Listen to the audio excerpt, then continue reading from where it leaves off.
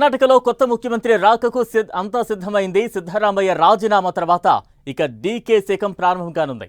DK ఎప్పుడంటే అప్పుడు ప్రమాణ స్వీకారం, ఆ తర్వాత కేబినెట్ రీషఫుల్ కూడా ఉంటుంది. అయితే ఈ ముఖ్యమంత్రుల మార్పు అనే పరిణామం చాలా కాలం తర్వాత కాంగ్రెస్ హైకమాండ్ మార్క్ని బయటకు వచ్చేలా చేసింది. ఇది హైకమాండ్ మార్క్ పాలిటిక్సా లేక 3 ఏళ్ల క్రితం డీకేకు ఇచ్చిన మాట నిలబెట్టుకోవడమా అనేది పక్కన పెడితే డీకే ఈ 2 ఏళ్లలో కర్ణాటకలో ఏం చేయగలరు?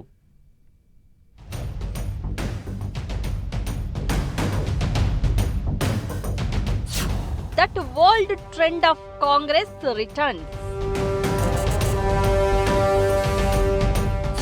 కర్ణాటకలో సీఎం చేంజ్.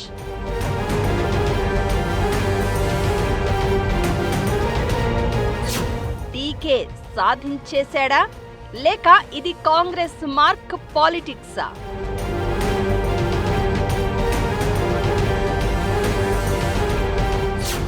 రెండేళ్లలో డీకే కర్ణాటకలో ఏం మార్పు తీసుకురాగలరు?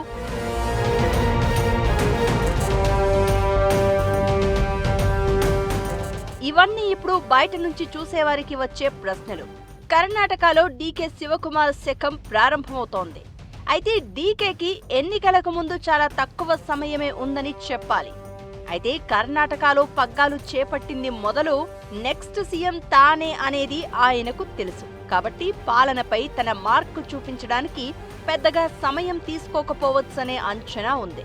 తనపై వచ్చిన అవినీతి కేసులను ఎదుర్కొని మరీ కాంగ్రెస్ ని 2023లో విజయ పథంలో నిలిపాడు అనే పేరు డీకే శివకుమార్ కి మొదట్నుంచి ఉంది.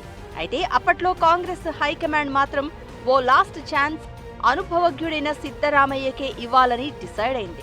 అప్పట్నుంచి బహుశా శివకుమార్ మనసులో రగిలిపోతూనే తన టర్మ్ కోసం ఎదురు చూసి ఉంటారు.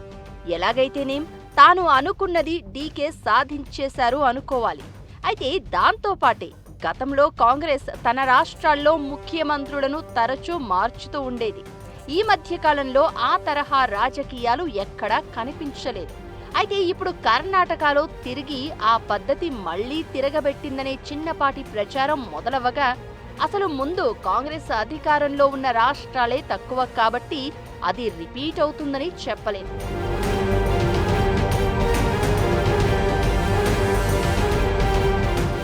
వ్యక్తిగతంగా చూస్తే కర్ణాటకలో పరపతితో పాటు డీకే ఆస్తులేం తక్కువ కాదు. 2023 కర్ణాటక అసెంబ్లీ ఎన్నికల సమయంలో దాఖలు చేసిన అధికారిక నామినేషన్ పత్రాల ప్రకారం డీకే శివకుమార్ ఆయన కుటుంబ సభ్యుల ఉమ్మడి ఆస్తుల విలువ 1,413.78 కోట్లుగా ఉంది. 2018 ఎన్నికల అఫిడవిట్లో ఆయన ప్రకటించిన ఆస్తుల విలువ 840.08 కోట్లతో పోలిస్తే ఇది చాలా ఎక్కువ. డీకే ఆస్తులలో 1,140 కోట్లు చరాస్తుల రూపంలో ఉండగా 273 కోట్లు స్థిరాస్తుల రూపంలో ఉన్నాయి. అలానే డీకే శివకుమార్కు 265 కోట్ల వరకు అప్పులు ఉన్నట్లు తన అఫిడవిట్లోనే ఉంది. అలానే దేశంలోని అందరి ముఖ్యమంత్రులలో రిచెస్ట్ సీఎంగా డీకే పేరిట ఓ రికార్డు క్రియేట్ అవ్వబోతోంది. డీకేపై 19 క్రిమినల్ కేసులు పెండింగ్ లో ఉండగా ఈయనకి ఖరీదైన రోలెక్స్, హుబ్లాట్ వాచెస్ కలెక్షన్ కూడా హాబీగా చెప్తారు.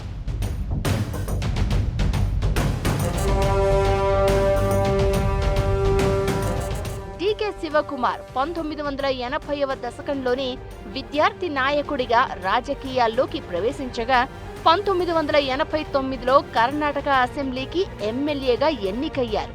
అప్పటి నుంచి ఆయన కనకపుర నియోజకవర్గానికి ప్రాతినిధ్యం వహిస్తూ గతంలో ఏర్పాటైన కాంగ్రెస్ ప్రభుత్వాలలో ఇంధన, పట్టణాభివృద్ధి మంత్రిత్వ శాఖలను నిర్వహించారు. కాంగ్రెస్ అధిష్టానానికి ఏదైనా సంక్షోభం వస్తే ఆదుకునే ట్రబుల్ షూటర్గా చెప్తూ ఉంటారు.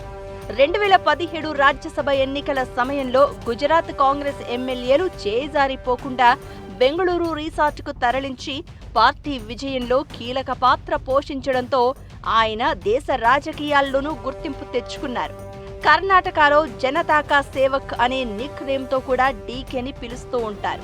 సీఎంగా ఆయనకి రాబోయే ఎన్నికలలో పార్టీ గెలుపుతో పాటు అప్పులను, సంక్షేమ పథకాలను ఎలా బ్యాలెన్స్ చేస్తారు అనేది ఓ పెద్ద ఛాలెంజ్ కానుంది.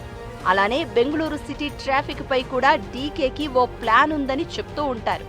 రాష్ట్రాన్ని ప్రగతి పదంలో నడిపిస్తూ ఆర్థిక అస్థిరతల నుండి ఎలా కాపాడతారనేది ఆసక్తికరంగా మారనుంది.